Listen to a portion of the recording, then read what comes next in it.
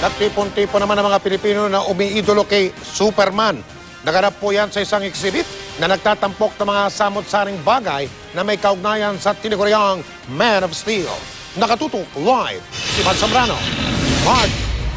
Mike, dinagsa nga ng mga cosplayers at fans si Superman ang media launch ng pelikulang Man of Steel dito sa Mall of Asia. At Mike, nakausap din natin ang isang fan na naging bahagi na daw ng kanyang buhay, ang pagbibihis ala Superman.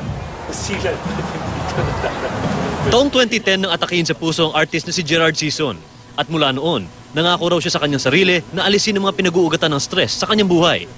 Ang kanyang nahanap na paraan, ang pagbibihis bilang isa sa kanyang mga iniidolong comic book superhero, si Superman.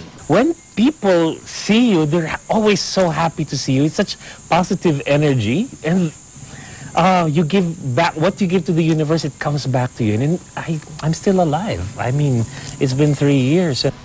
Si Gerard mismo ang nagdidisenyo ng kanyang costume mula sa kapa, tunic, belt, tights, hanggang boots.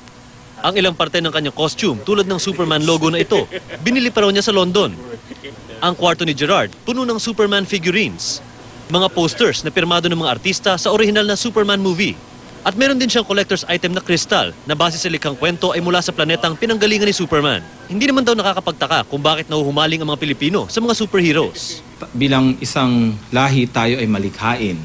At bilang malikhaing lahi, nagkakaroon ng space ang animation para i-demonstrate ng mga Filipino ang kanilang pagiging malikhain. Ang mga animation, nagkakaroon ng oportunidad para i-mix yung illusion sa reality, yung fantasy sa katotohanan. Nagkakaroon ng pagkakataon na umiiral yung pagka-imaginative ng mga Filipinos. Dagdag pa ni Dr. Capili, wala naman daw masama sa pagtangkilik sa mga Western characters. Basta raw hindi natin kalimutan na meron din tayong Pinoy superheroes tulad ni Darna at Captain Barbell. Dapat din daw pahalagahan ng mga serye tulad ng Amaya at Indio na nagpapakita ng Filipino values at culture. Mike, para sa mga fans si Superman, talagang mag-i-enjoy kayo dito dahil makikita nyo yung mga exclusive photos mula nga sa pelikulang Man of Steel. Nandito yan, nakakalat dito sa buong lugar. At meron ding mga laruan para doon sa mga nagko-kolekta ng laruan, lalo na yung mga laruan na Superman ang tema.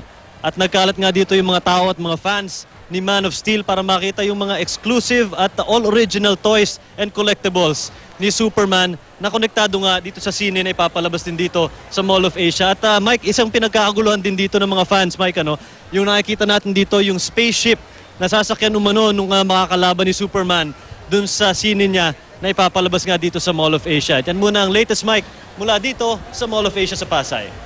Maraming salamat, Mark Zambrano.